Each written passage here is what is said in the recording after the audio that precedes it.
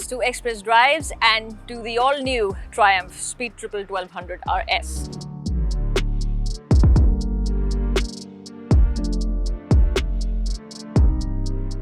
Yep, everything's new. From the way it looks to the way it goes, because it is now lighter and it now packs 30 more brake horsepower than the previous generation. Do you know what kind of difference does that make? As it turns out, a massive one.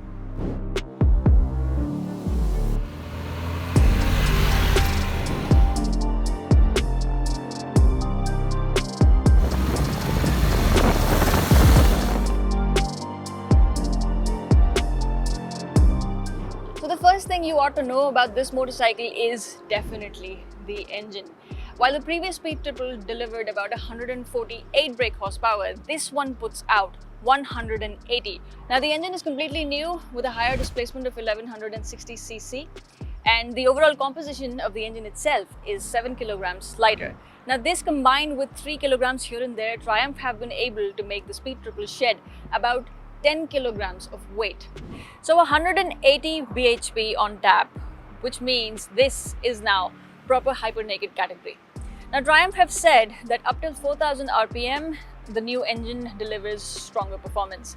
The mid-range of the revs, it's similar, but it's after 6,500 rpm when the animal awakens. Now in my experience riding the bike around in the city, which is Delhi and Noida, I felt that you probably don't need anything more than the third gear, maybe fourth occasionally. Everything you need from a motorcycle to go around in a city, the Speed Triple 1200's got it within the range of 6,500 rpm. It's when you go beyond this and you hear the howl and the world starts going by really quickly, you understand what those additional 30 ponies have done. So speeds of 100, 150, 200 kilometers an hour are a piece of cake for this motorcycle. Well, not that I know what 150 and 200 would be, because the speed limit is 100 and how would I know? Anyway, moving on.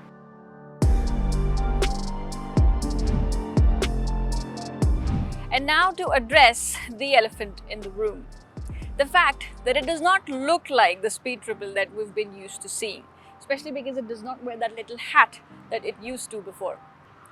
For me, the older version of the Speed Triple that used to come in an electric blue paint job, and the front cowl made it look like a mohawk from the side. If you looked at it from the side, I remember I used to call it Sonic the Hedgehog. But I can't do that anymore with this one, because it now looks a little more grown up, a little more subtle, and a lot like the Street Triple, if I'm not wrong. But that's the point. It looks less of a hooligan, but it rides more like one.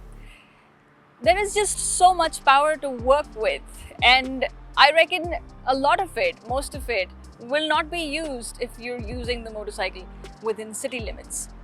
Like I said, it looks pretty much like the Street Triple, and even when you take a seat on it, you expect it to handle like the Street Triple, but it's not gonna do that, because even after being lighter, it still is a hefty motorcycle. So handling it through corners, the few that I could manage within the city. Now, the Speed Triple promises a very agile, a very quick response, switching directions from side to side. However, if you're going to indulge in very enthusiastic riding, I reckon be a little bit more careful than you would be on a Street Triple. The suspension setup, which is Öhlins all the way, is really firm. So firm that I reckon it would feel at home on a racetrack. Not that I've ridden this bike on the racetrack, but in my limited experience on city roads, I did feel that on rough patches or potholes, well, it does tend to give you a really hard time. Now at this point, I feel the seat cushion deserves a mention, because it's a little bit more comfortable than before, I would say. Considering that the suspension is so firm, at least the seat makes it slightly a more happier place to be.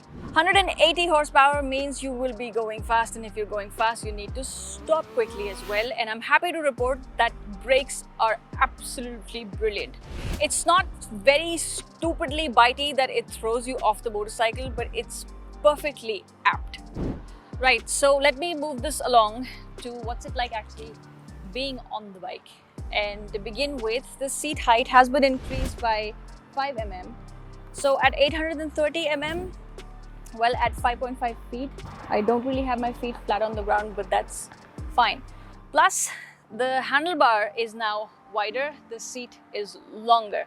So it's overall a slightly more comfortable place to be in comparison. I'm not talking about the suspension setup, you heard what I said. About the clutch, the pull on the clutch lever is, well, quite a workout if you're going to get stuck in traffic. It gets ride-by-wire throttle, which means there's cruise control, which is very simple to set. So the new Speed Triple has a new chassis, which is lighter and narrower, which means it's more agile than the previous version. However, do not expect super sport kind of flickability from side to side.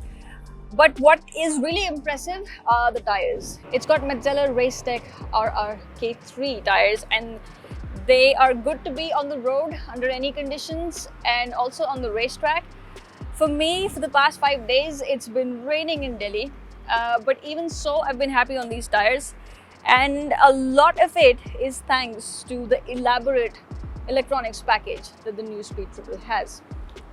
So it gets a full-fledged 6-axis Bosch IMU, which means it's got lean-sensitive traction control, anti-wheelie. Speaking of anti-wheelie, well, in the third gear, you whack open the throttle, it will try to lift its nose up, and that's when you realize that the anti-wheelie is working its magic. So it's got several ride modes as well, rain, road, sport, track and rider, which is customizable, which you can select through very simple switchgear right here. And the TFT screen is new. It's a new 5-inch screen, which is easily visible under any kind of lighting. Although I reckon that it's kind of slow. I would want it to be a little bit more quick with how it responds on the screen. So for the ride modes, Triumph have very thoughtfully given a separate button on the switchgear, so it makes it easy to toggle through ride modes while on the go. So the controls are very simple for it. Toggle through to change the brightness or theme or the language of your TFT. Personalize it with the rider name. Move over to the motorcycle features, riding aids. It's also got tire pressure monitoring system and other notifications that the motorcycle can give you. Plus, it's got features like lap timer and a way of recording your trip as well.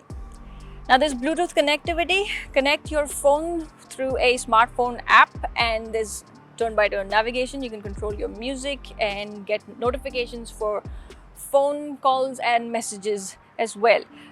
Plus there's GoPro controls as well on the TFT.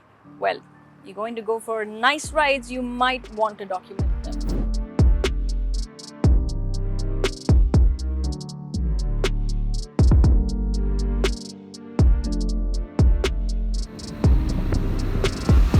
So I think, and don't hate me for this, it is too powerful for the road. Now, if you're never going to take this bike out on a racetrack, for which I think it is perfectly ready, something like a street triple would make more sense for the street. Now, this is a giant engine. Not that you can't cruise at 40 or 50 kmph. You can definitely go ahead and do that. But the throttle does feel substantially choppy at low speeds. Plus, again, it's a big engine, so heating will be a concern.